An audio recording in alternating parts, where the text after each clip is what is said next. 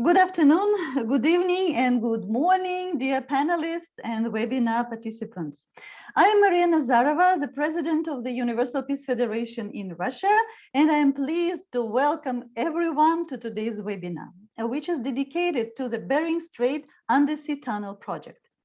Before we get started, let me make a little technical announcement. Our webinar will be simultaneously translated into Russian. So those who would like to listen to it, please select Russian on the globe at the bottom of the screen. We will also have a Q&A session, so I suggest actively using it, the question and answer button, which is also located at the bottom of the screen. As you may know, Universal Peace Federation widely supports the tunnel under the Bering Strait project as part of the International Peace Highway, the Peace Road. This year marks 40 years since our founders, Dr. Sun Myung Moon and Dr. Hak Jahan Moon, announced the importance of the project. Since then, we have been trying to popularize it. Unlike walls, bridges and roads can shorten distance and promote peace. We believe that this webinar will be one of the steps that will bring us closer to the implementation of the project. And let's have a good discussion on the prospects for the construction of the Bering Strait Undersea Tunnel. Moreover, our panelists on today's program, I would say probably know everything about this project. So let me introduce our esteemed speakers. Mr. Louis Cerny, International Railroad Consultant, former Executive Director of American Railway Engineering Association from the United States of America.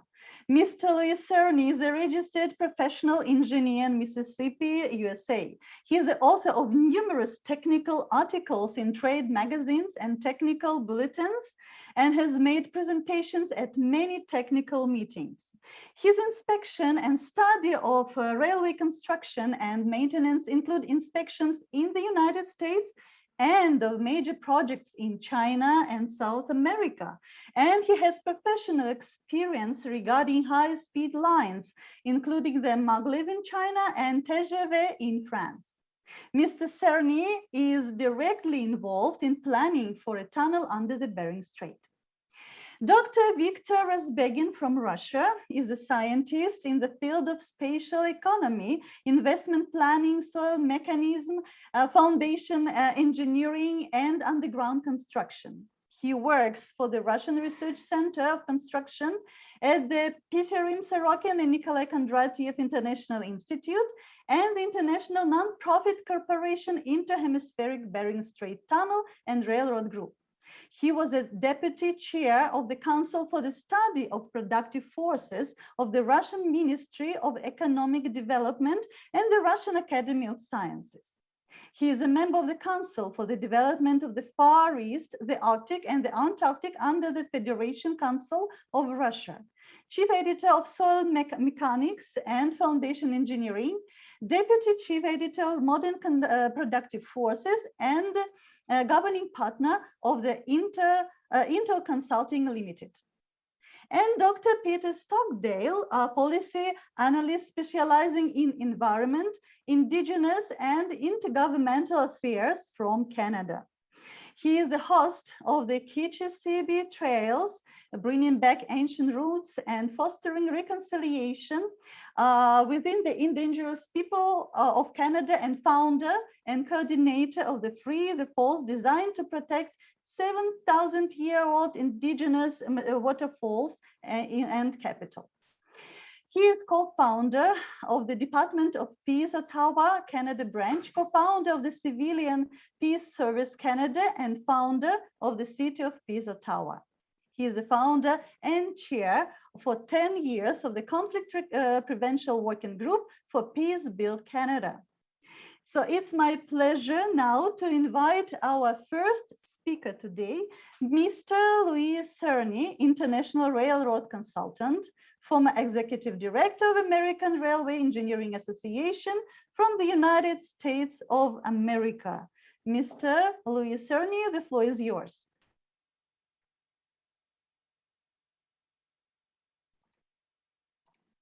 Mr. Cerny, please turn on your mic. Yes, excuse me for that. Thank you. To begin with, let me thank the organizers of this session for the opportunity to discuss a project that would mark the most significant example of Russian and American cooperative achievement since Russian and American armies joined at the Elbe River in Germany on April 26, 1945. But instead of a military victory, we can envision Russian and American tunnel workers meeting in a victory of peace at a point under the Bering Strait as they complete a railroad tunnel that will join by land transportation the world's 5 largest continents. A railroad connecting the continents of North America and Asia and their rail networks will be of great benefit to the world's future. But before explaining further, I need to make a confession. When I first heard about the Bering Strait Tunnel and Railroad project, I was extremely skeptical and thought that this was a crazy idea. Why go all the way north to the Bering Strait and then come back south when we already have good shipping routes across the Pacific Ocean? But I found that the usual maps of the world are based on being correct near the equator, but they greatly exaggerate the distances in the far north. When a polar map or a world globe is used, the value of a land transportation route via a Bering Strait tunnel is obvious. A railroad via a Bering Strait tunnel has several advantages over ocean shipping between Eastern Asia and North America that can help provide financial justification for the project. Let's consider shipping a container from an inland city in Eastern Russia or China to an inland city in the United States. Let's use Beijing to Chicago as an example. The first advantage of using the railroad is that it would save 2 land-to-water transfers. The container now has to move by land from Beijing to a port such as Tianjin, then go by ship to a port such as Los Angeles, and then by rail to Chicago. These land-water transfers can be expensive and especially time-consuming when the loading and unloading of large container ships are considered. The train can make one continuous trip, and the difference between the Russian track gauge and the gauge that is standard in North America, China, and Korea can be taken care of by various designs of variable gauge bogies on the vehicles or dual gauge track. The second advantage is that the all-rail route will be considerably shorter than the rail-water rail route. Because of the Great Circle route used by the railroad, the container would have less distance to travel. A straight line from Beijing to Chicago actually goes north of the proposed tunnel location. The third advantage of the all-rail route is speed. A 4-day schedule for containers from Harbin, China to Edmonton, Alberta, Canada is possible using a running speed of 70 miles an hour and averaging 55 miles an hour. 3 days would get from Edmonton to Northeast Russia, where connections would be made to railway main lines in Russia. Edmonton has high-capacity rail connections to the rest of North America, and Harbin has high-capacity connections to the rest of China. These 3- and 4-day transit times are much shorter than those achieved by the fastest ocean container ship. Passenger trains can run at the same speed as these fast freights so as to maximize capacity of this electrified double-track railroad. These trains hauling highway vehicles can be thought of as a segment of the Peace Road. How will this new North America to Asia railroad via a Bering Strait tunnel improve the world ecology? Electric trains powered by renewable energy will reduce the need for fossil fuel-powered ships. Less ships will mean less disturbance of marine life and less coastal areas needed for port facilities. The tunnel will cause no visible changes to the Bering Strait. So this tunnel and railroad project sounds very beneficial, but can it actually be built? When we compared this project to the rail tunnel under the English Channel from France to England, we find that the Bering Strait is no deeper than the English Channel, and because of 2 islands in the Bering Strait, the longest continuous underwater distance is no longer than with the English Channel tunnel. The Bering Strait is not a highly seismic zone, and the rock does not appear to present any special problems. But what about permafrost for the long stretches of new double-track electrified railroad east and west of the tunnel? Permafrost is an issue which has many proven engineering solutions, as shown by the successful construction and operation of the railroad to Tibet in China, which was built under more difficult borderline permafrost conditions. The many railroads in Russia built on permafrost also show that permafrost has numerous solutions. It should also be mentioned that the proposed alignment of the railroad can always stay south of the Arctic Circle. So there is no reason this railroad cannot be built. It is not a mission to take humans to Mars with many unknowns. It is a very large project, but one which we can confidently engineer. How much can a modern electrified double-track railroad carry? Capacity is measured in international containers. International container cargo is usually measured in TEUs, or 20-foot equivalent units, which means the equivalent of a 20-foot container. A current double-track railroad platform in North America could carry 5.3 TEUs, which is equal to two 53-foot containers. By using best existing technology, the use of so-called distributed power, where locomotives are spaced throughout the train but controlled from the locomotive, longer trains can operate without increasing longitudinal stresses in the couplers and wagon frames. The latest train control and signaling allows closer intervals between trains than before. With trains of this type, 300 or more double-stack container platforms are possible, and with an interval between trains of 12 minutes and 20 hours of track time each day, allowing 4 hours for maintenance and contingencies, this is about 160,000 TEUs in each direction, or 320,000 TEUs total each day. This can be compared with an estimate of about 150 TEUs worth of container per day passing through the Suez Canal, averaging 75,000 in each direction, in 2018. In terms of haulage of tonnage of bulk freight, individual main tracks on railroads have carried over 1 million tons in one direction in a single day, such as in the Powder River Basin in the United States. Thus, a yearly tonnage on a double-track railroad of over 600 million tons per year is possible within existing technology. 600 million tons per year is the capacity of the Panama Canal since the third lock project was finished, with actual recent tonnages in the 400 million range. In addition to Russia and the United States, the railroad would be directly beneficial to Canada, China, Korea, and that of course assumes the resolution of the division of that country, as well as Mexico, Vietnam, the Middle East, and Europe via existing railroads. Also, there is construction underway of railroad connections to additional Asian countries. With the railroad connecting North America and Asia, Alaska and Northeast Russia can envision a future where they are on an artery of the international flow of commerce, equivalent to the Suez or Panama Canal, allowing excellent access to international markets for their products and a prosperous population with good, dependable jobs. In closing, let me say that we all understand that great projects take time, and we all understand that a railroad connecting the Asia and North America via a tunnel under the Bering Strait will be one of the greatest civil engineering projects in history. Perhaps a target date for its completion could be April 26, 2045, when Russian and Americans again, a century later, meet in triumphant accomplishment in the cause of peace.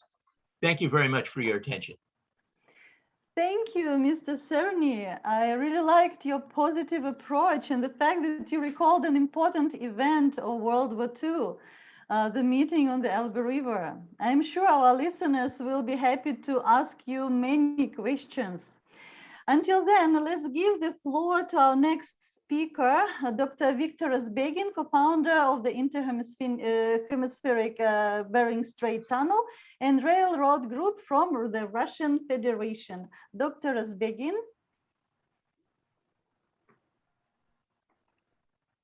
Please turn on your mic, please, Dr. Azbegin. Okay, thank you very much. First of all, thank you for organizers for unique chance to say some words about this beautiful project. I have heard about this project first time in 1992 when George Kuhnel, one of the founder of Intercontinental Bering Strait Tunnel and Trailer Group, invited me to participate in the international conference on Washington, DC. And like Lucerni, my first reaction was very emotional, and I thought that it's a crazy project for crazy people. And since that time, together with Lucerni and George Kuhnel and other people, I passed a long way, and now I believe that it's one of the most outstanding project in the field of infrastructure over the world, and this project has to be realized. And I want to say some words why now he is even more actual than more than 100 years ago, when this idea was firstly published by French and Russian engineers. Presentation, first slide, please.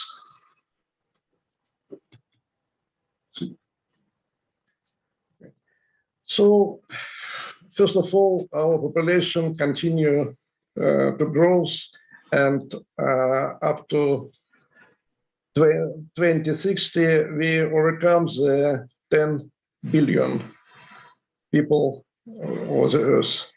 Next, please. Next, please. And the distribution of this population always was uneven, and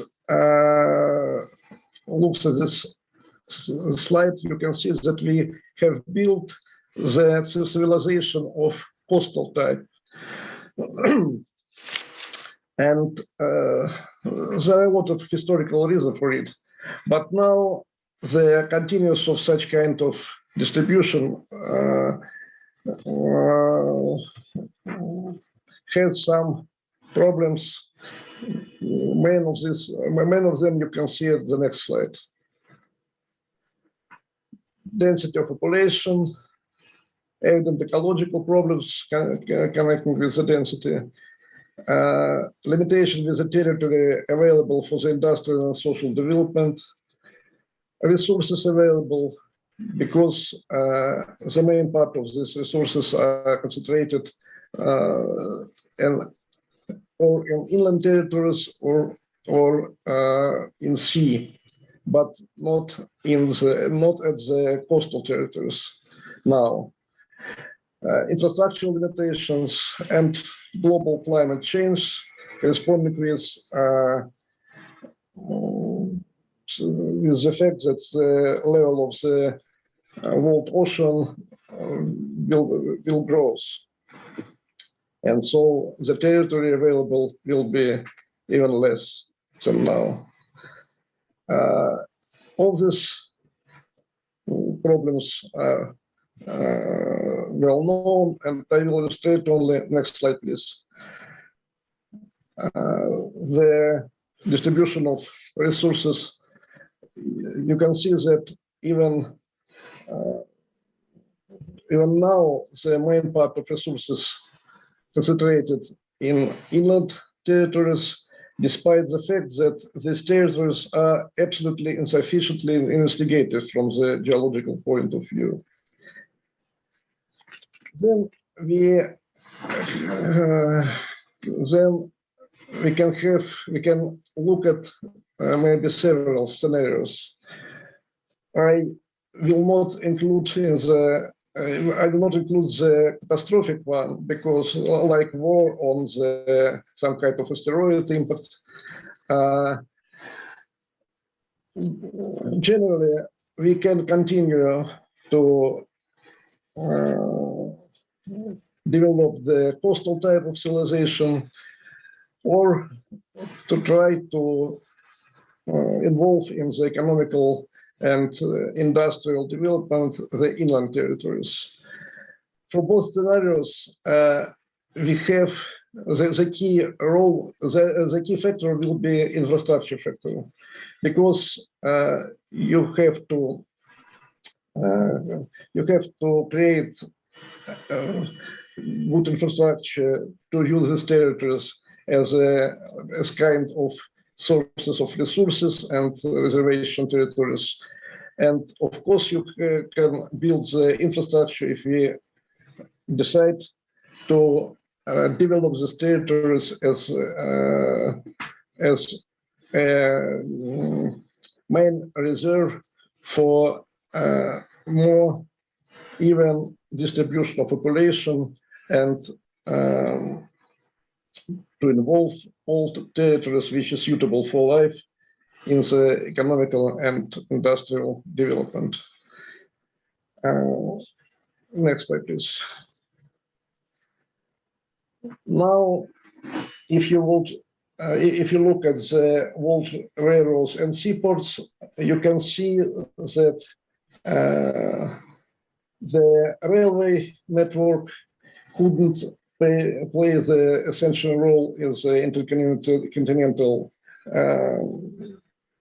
trade, and most of the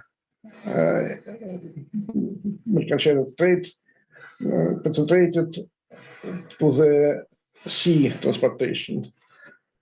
If you, next please.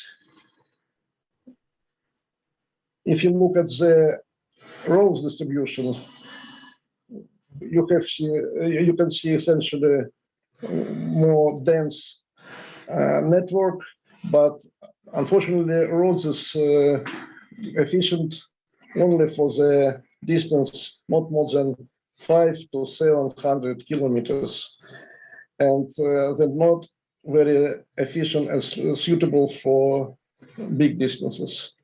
Next, please. Now 62% of all freight, this is sea transportation, and only 9% is rail transportation. Next, please. And now about the project.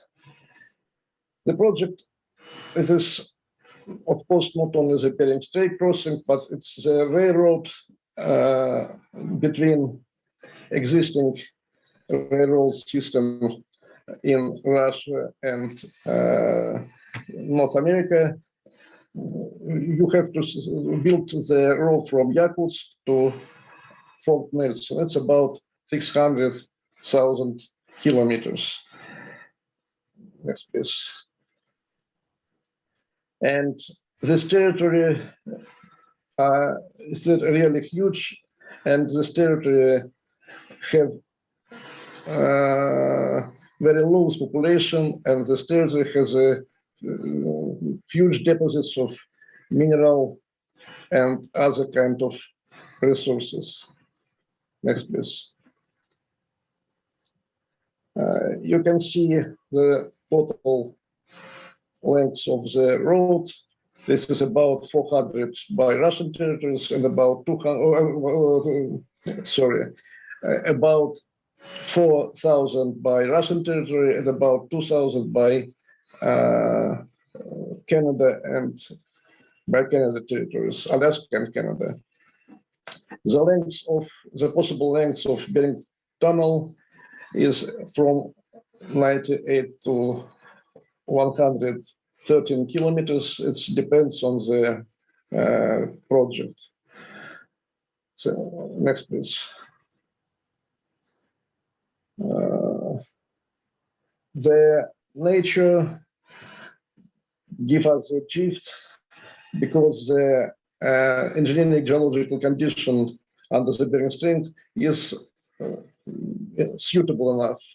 Not big seismic, the depths not more than 37 meters, and we have two islands between Chukotka and Alaska that also can be used for the to build the tunnel. Next, please. When this project will realize, all world railroads will be work as a unit system. We have only 7 main barriers, and I think that up to time when this project will be realized, some of these points also will not be barriers. Next, please. Mr. Chairman said about the advantages of railroad transportation comparing with the existing seaways. Here, I illustrate this fact by the road between 2 inlet points, one in China, next in the second in United States, Harbin Chicago or Harbin Vancouver. You can see that the road between these points not only shorter by railroad, and not only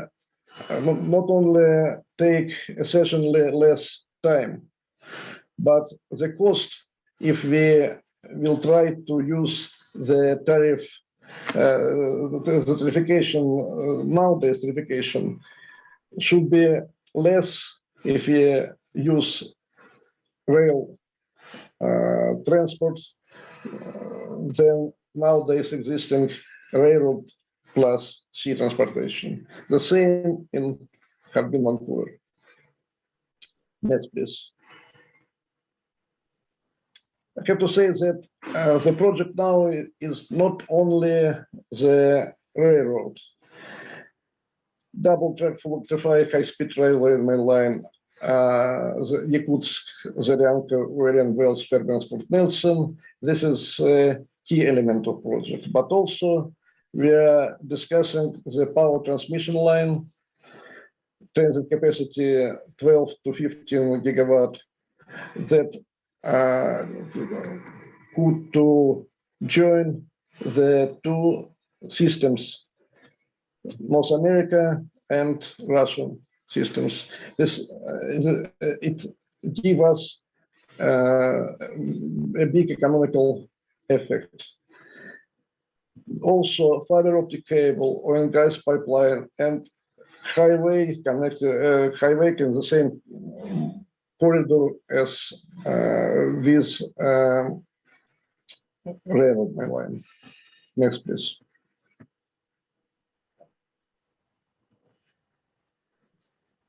The estimation of investment, of course, changed all this time, and 2 years ago, the project of total transcontinental railroad estimation cost was about $50 billion US. Railroad 15 to 18, and Bering Strait tunnel from 25 to 30 billion. Roughly, you can estimate it as $3 million per kilometer for railroad. Close to estimation, to nowadays estimation.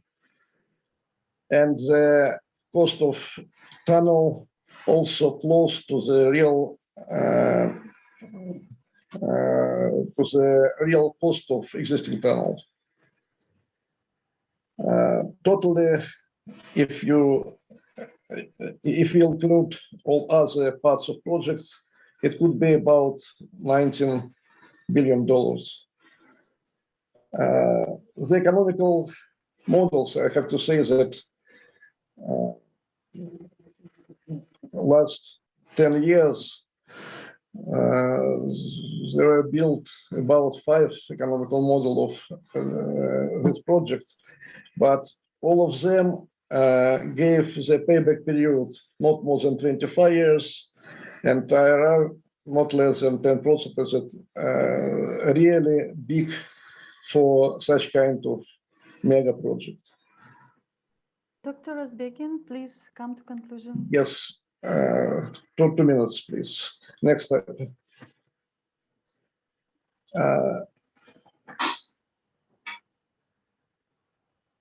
Finally, the transcontinental mainline with the tunnel through the Bering Strait at the global level is a key element of the entire world support network of rivers, opening up the possibilities of more efficient, fast, safe, all-season and cheaper transportation, about 100 million tons of cargo for international and regional trade, as well as transcontinental passenger traffic.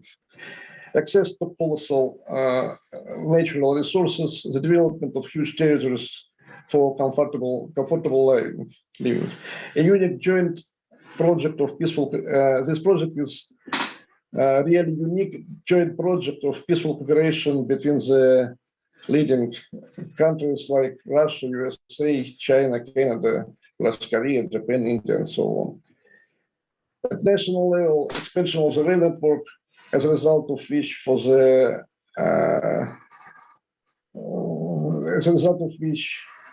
territories which are now in isolation, like territories of most of Russia as well as Alaska, will get the conditions for their sustainable socio-economic development, and about the possibility of creating a system of highways, providing additional opportunities for combining electric power networks,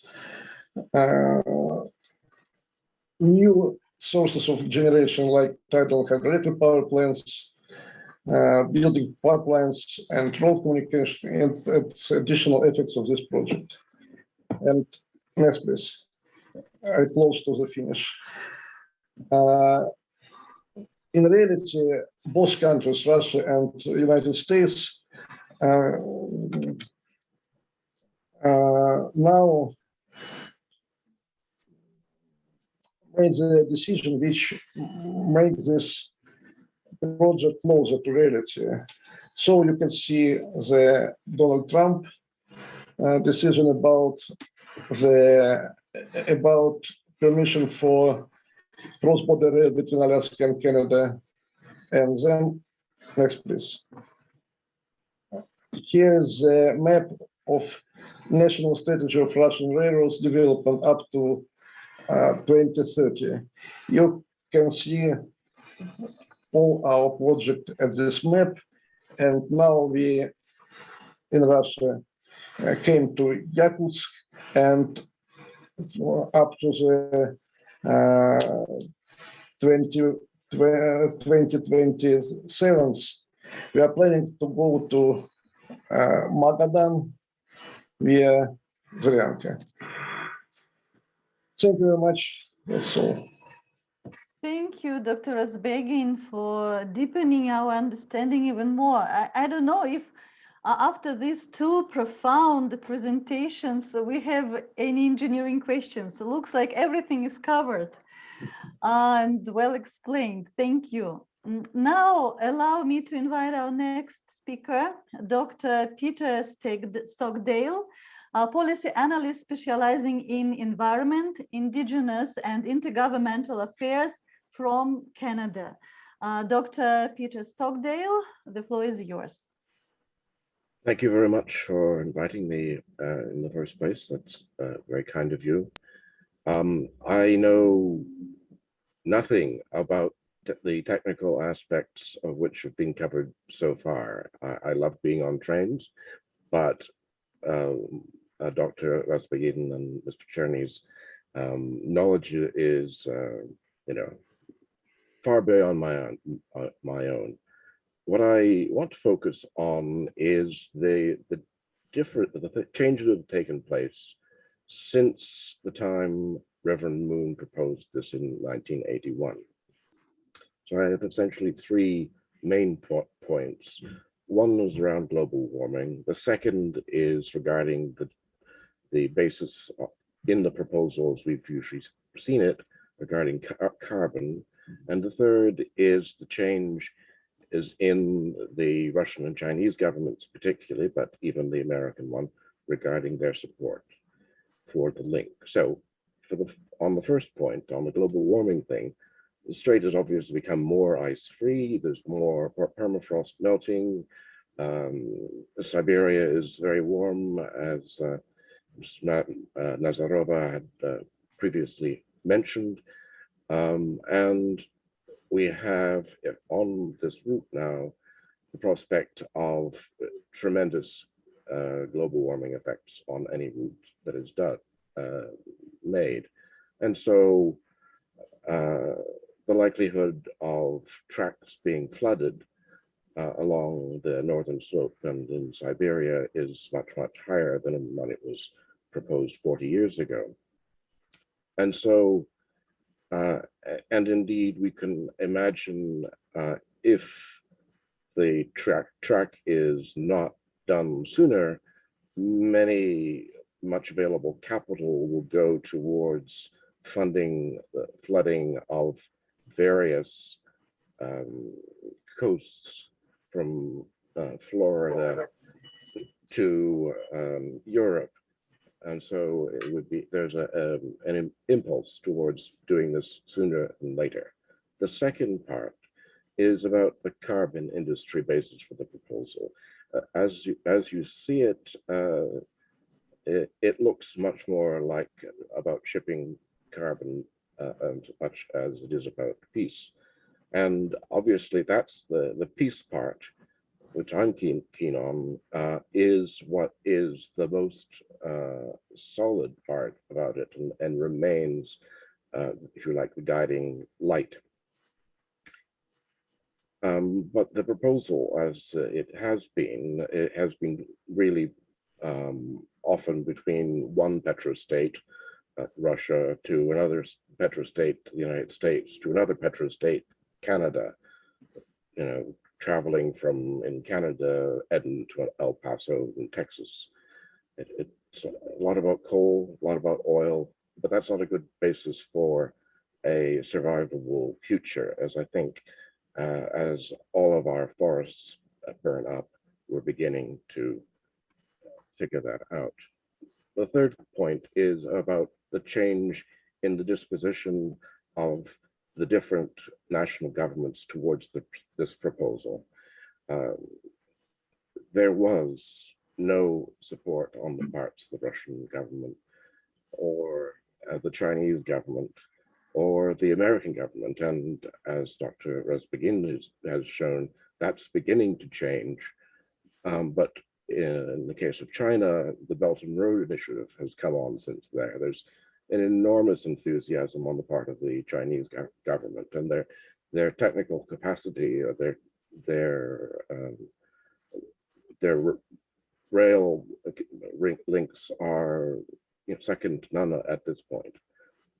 But I think what's critical is that the Chinese are willing to put tens of billions of dollars into this now, and the Russian government is also willing to put tens of billions in now.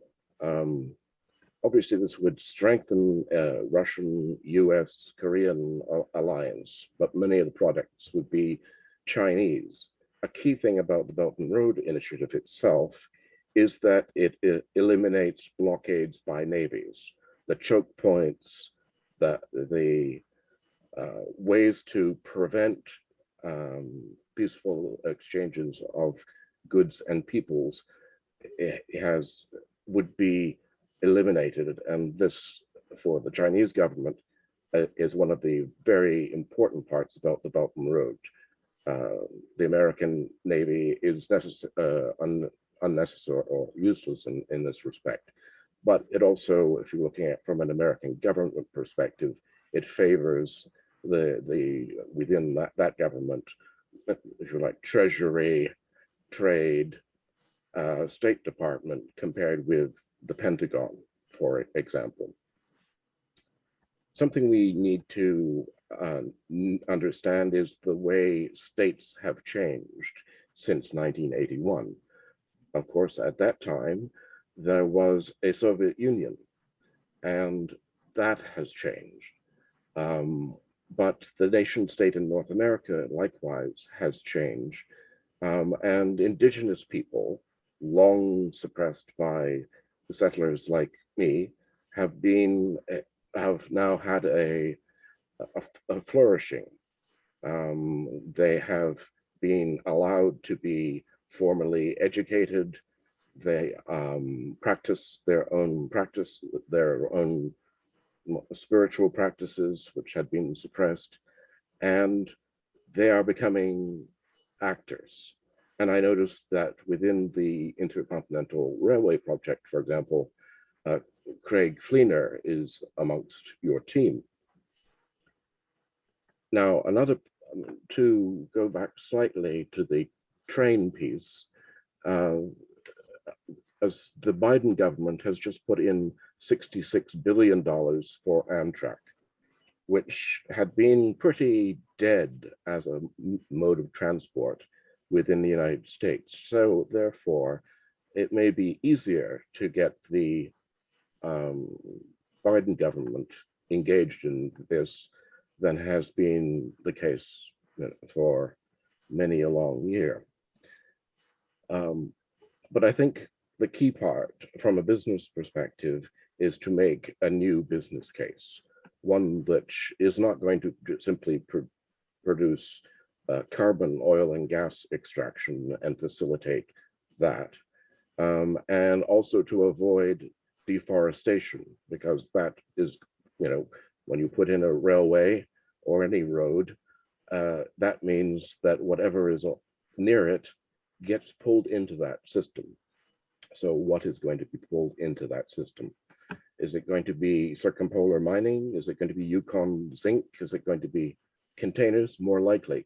Tourism? More likely. Fish farming? More likely. The last salmon rivers will be those along the Arctic coasts, although the Yukon River has been at historic lows as far as its salmon catching this year. So focus on the circumpolar aspect, I'm thinking. Indigenous people and more polar states are more active players than they have been in the past. And I note that our current Governor General in Canada is Mary Simon. She's Inuit, and she headed the Inuit Circumpolar Conference. And she's, although the Governor General as such is usually a ceremonial role, Mary Simon is not. She is an active diplomat. And so there may be a possibility there, I'm suggesting, for this project. Now, so pay attention to the circumpolar is what I'm saying, not simply think of this in terms of nation states making agreements and the changing nature of the nation state itself. In other words, there are actors below those high capitals. So on that, I end, and I see I have 11 seconds to stop, and so I will. Thank you very much. Thank you very much, Dr. Stockdale, for bringing up many important issues connected to the construction of the Bering Strait Tunnel. It really has so many different sides which must be considered. And I'm sure that now, during the Q&A session, everybody will have more opportunity to share your insights about the projects. So let us start with a question. Let's say we have few questions from different countries, from like Switzerland, Russia, from different places. And people are asking about permafrost and the way it is connected to the building the tunnel.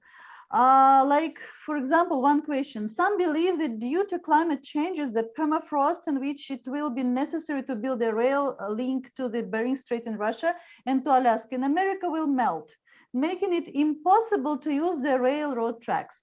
Their innovation will result in high costs. Is the construction of a tunnel justified in this case?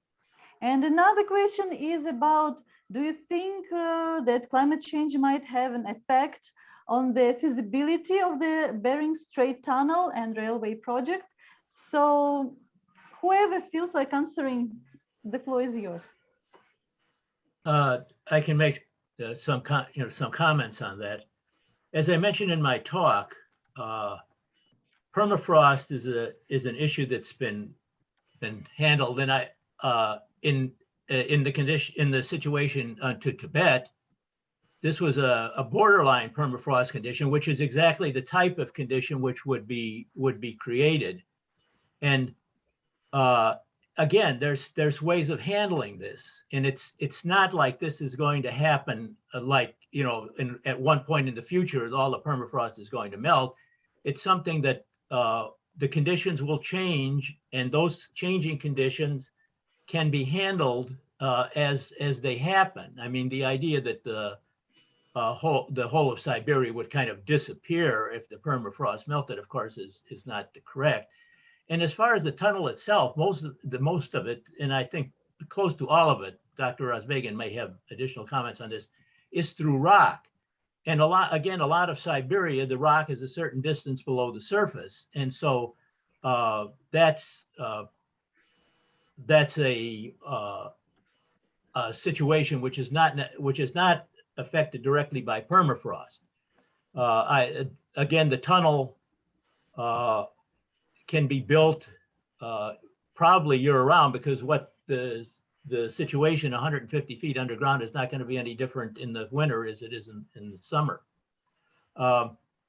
So I think the permafrost question is one that the engineering solutions would have to be adapted to what the situation was, but there's no indication that there would be any creation of a situation where there would be an unsolvable problem. I mean, on the railway to Tibet, in some cases, what's happened is you've got some kind of a supporting structure like piling that goes down to solid rock or down to permafrost at a depth which, you know, it's not expected to be affected for, you know, perhaps 500 or 1,000 years or more.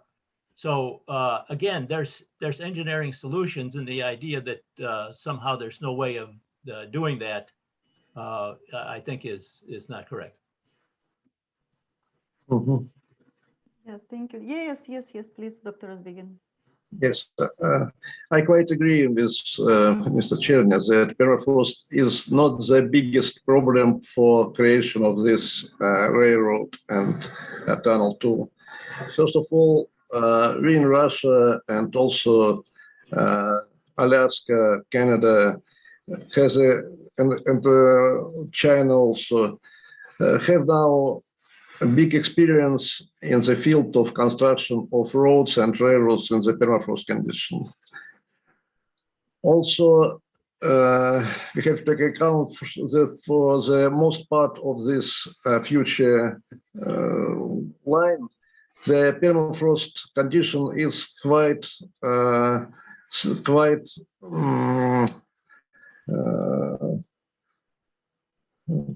good because the permafrost in the region of Yakutia, for example, it's more than 500 meters deep, has deeper, more than 500 meters. So only in the coastal region we can have some problem connecting with the potential warming and climate change. But the experience of construction in the region, or in the North Coastal region in Russia and Alaska, give a chance to build this railroad quite safety. And I think that if we will use all our nowadays knowledge and the knowledge that we get in future, in close future, I think we will build this railroad in permafrost quite safety and quite efficiently. Thank you, Dr. Rozbegin. We have a question from Maria Smatryanska. from a research fellow from the International Institute IFIMES. The question is, considering current Sino-Russia-American tense political and economic relations, what are the real possibilities of synergy of China's Belt Road with European 10T and the future American A2A project?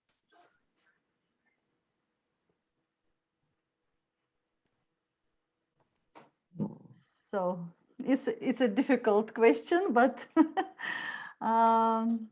anybody? I will try. Please, yes. I will try. Of course, the political problems is really the most complex problem for this project, because a lot of countries should be involved, and all of these countries have their own interests.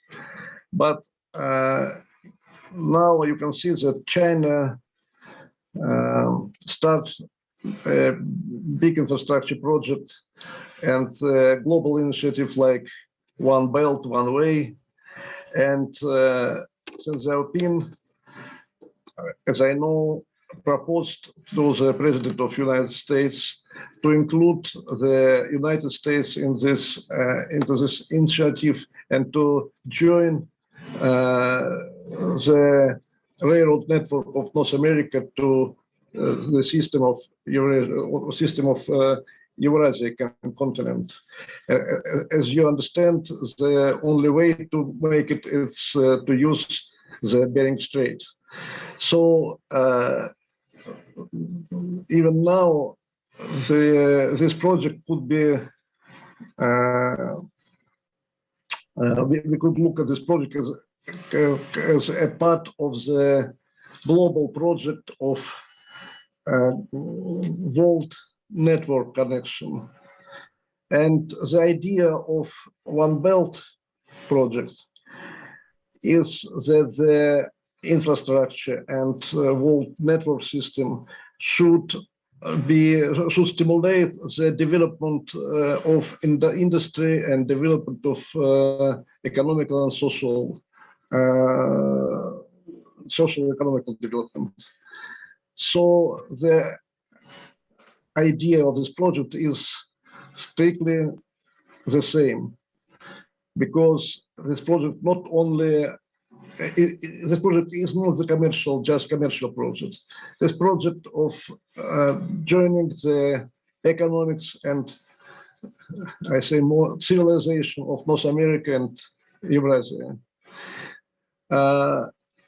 Of course, the political climate now maybe not the most suitable for this project, but I think that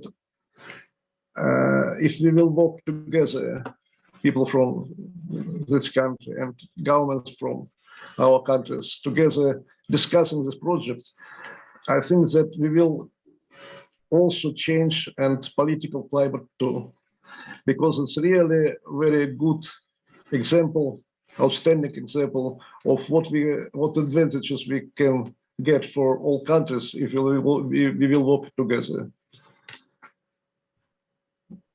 As I always said, I always repeat the words of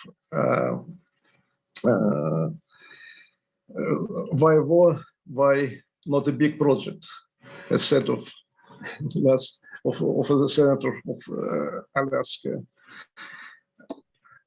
Thank you, Dr. Azbegin. Anybody would like to add anything?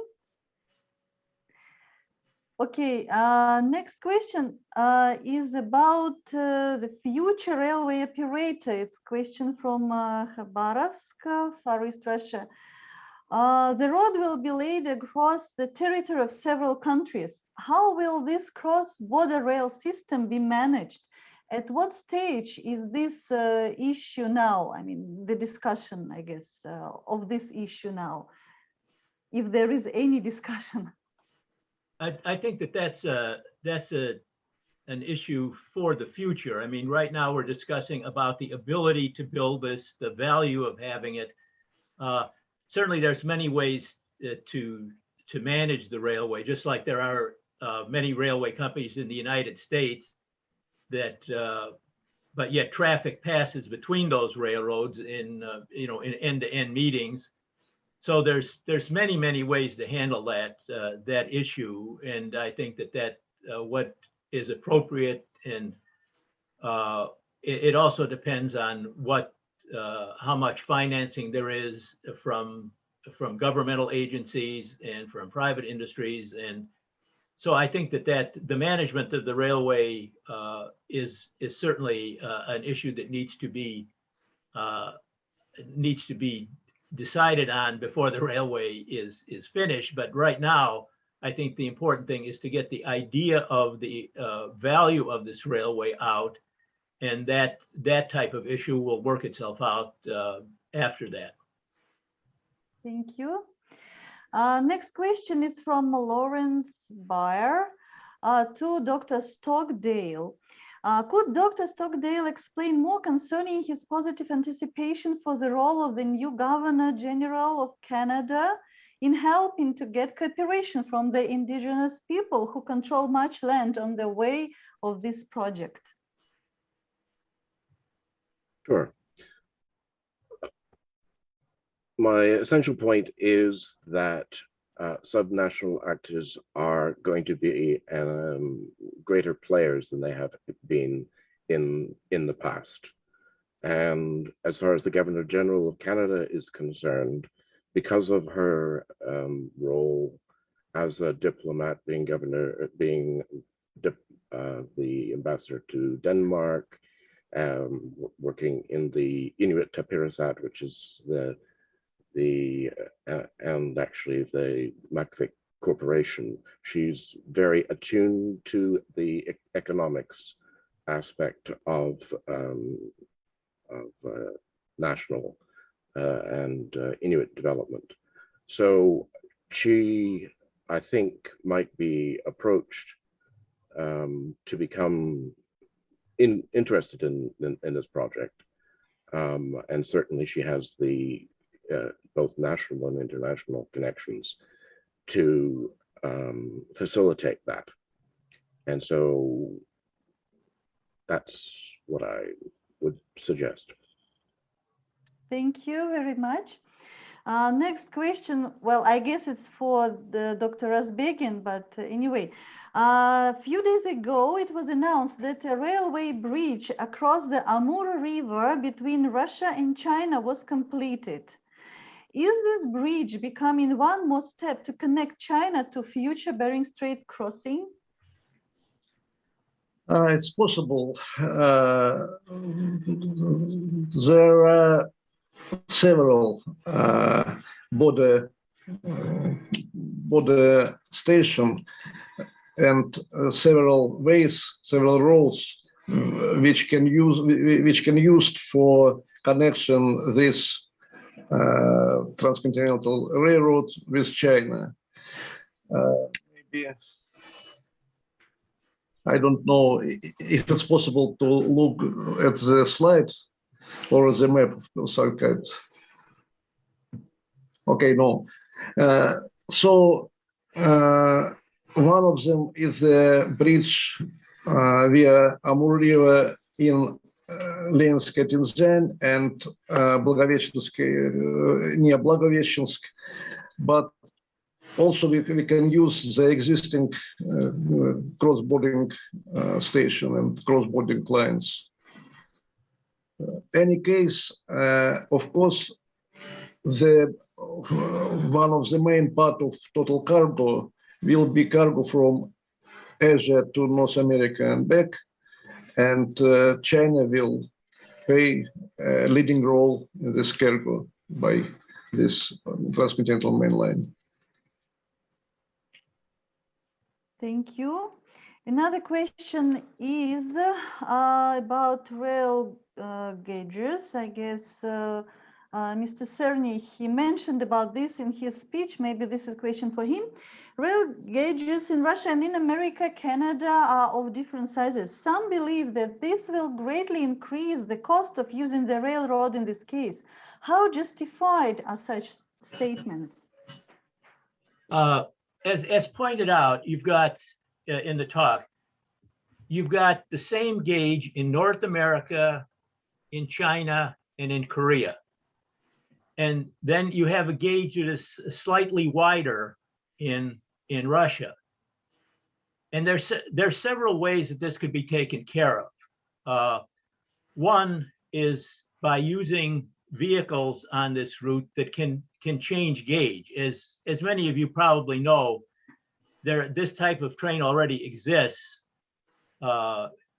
Many of you may have ridden the train from Paris to Madrid, and in the middle of the night, without stopping, the train actually changed gauges from 4 foot 8.5 inches to 5 foot 6 inches.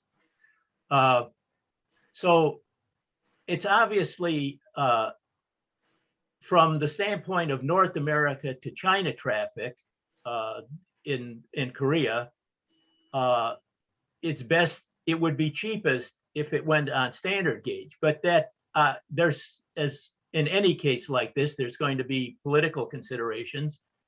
And so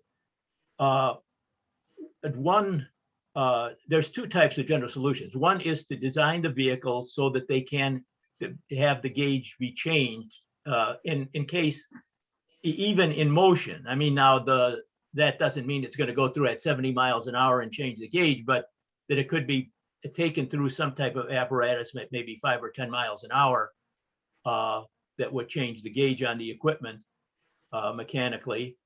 And then the second, and it's one that's already in use in a few places, is dual gauge track, which basically would have 4 rails. 2 of the rails being for the Russian gauge and 2 of the rails being for the Chinese or North American gauge. So again, these are the situations.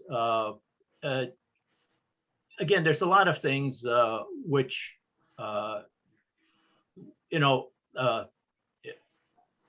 things which need to be resolved and may be resolved in different ways. The political situation may be different in 10 to 20 years. The Russians may want a dual gauge to get to Alaskan ports, for instance. They may say, well, can we run dual gauge through the tunnel so we could take Russian equipment into Alaskan ports? And that's a possibility. And then from the other end, you could say that the North American interest would want to be able to take their equipment without gauge change to China and Korea. So there's several technical solutions to this.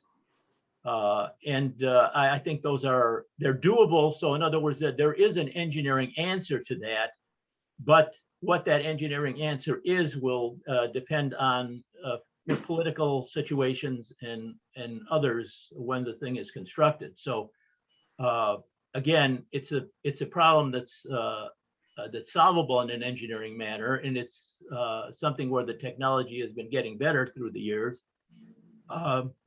So I think that's the answer for now to that question. In other words, there is an engineering solution. We can build equipment that has variable gauge, or we can have dual gauge track.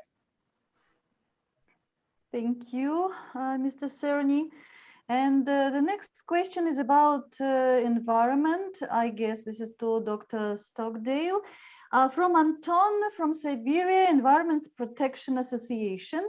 So the question is, at first glance, it looks like the Bering Strait tunnel itself is relatively safe for the environment.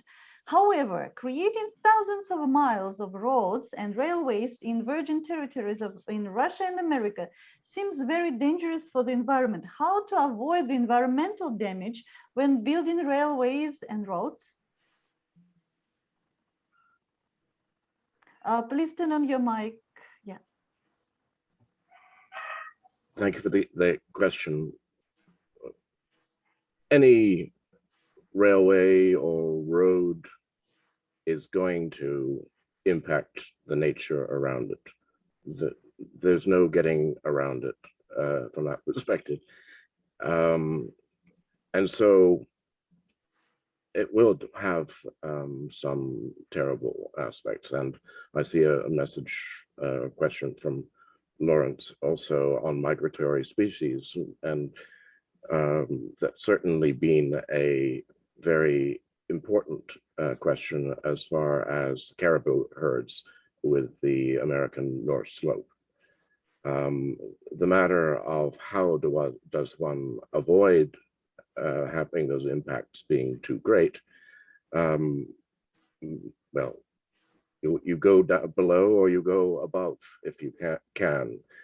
You avoid the migratory routes as much as you possibly can.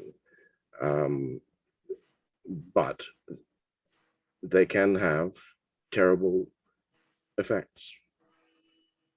Can they be avoided?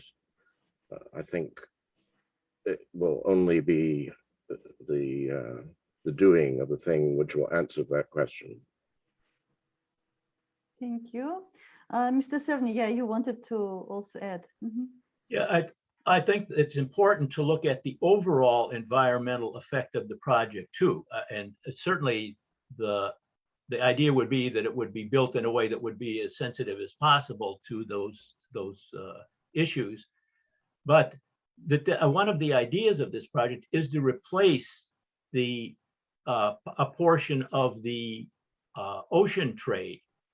And the railways, because they are can be electrified, it makes it much easier to not use fossil fuels on the railway than it is for ocean shipping. And then, if you project into the future what the ocean shipping would be without the Bering Strait, you're talking about a lot of port facilities and things which would also affect ecological areas. So it's very important that the project be a green project, and I think that it certainly will.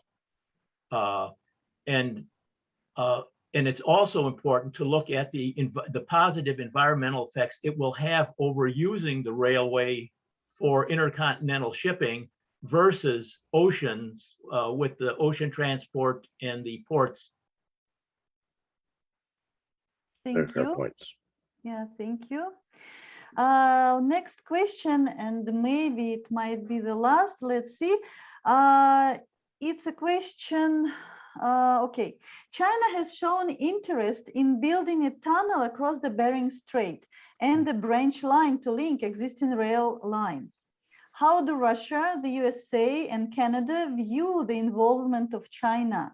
Are there any negotiations with the involvement of specialists from the United States, Russia, Canada, and China at the present time?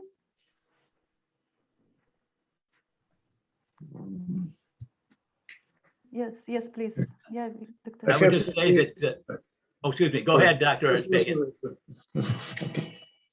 Okay, I was going to say that certainly the cooperation and expertise from any country is welcome on this project, with certainly not the idea to keep out ideas from other countries. And certainly if China would feel it wanted to be part of the financing of that, that would be very good also. Mm-hmm. Thank you. I can add that I have said that at the working level, the contacts between specialists and specialists in the railroad construction, tunnel construction, and as the specialists in the investments nowadays, not nowadays, but it started some years ago with participation China specialists, Korean specialists, European specialists, United States, Russia, and so on. So at working level, we have good contacts. At political level, it's a question more for politics, but we know that some initiatives about the common projects, joint projects in the area of infrastructure area really discussed firstly between China and Russia, for example. Thank you. Dr. Stockdale, would you like to add anything about Canada? No, okay. Okay, then I think we still have time, if you don't mind, for maybe one more question. Okay, the question is,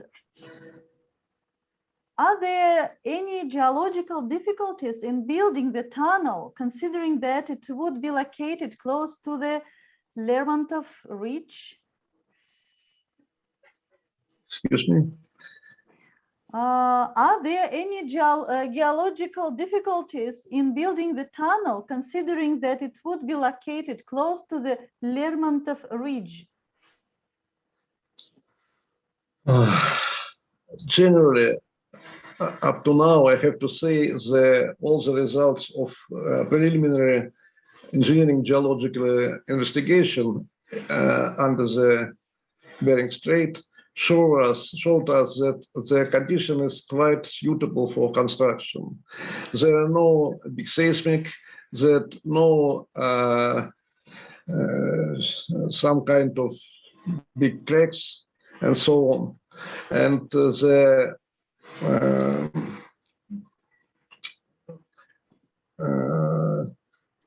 depth of sea is almost the same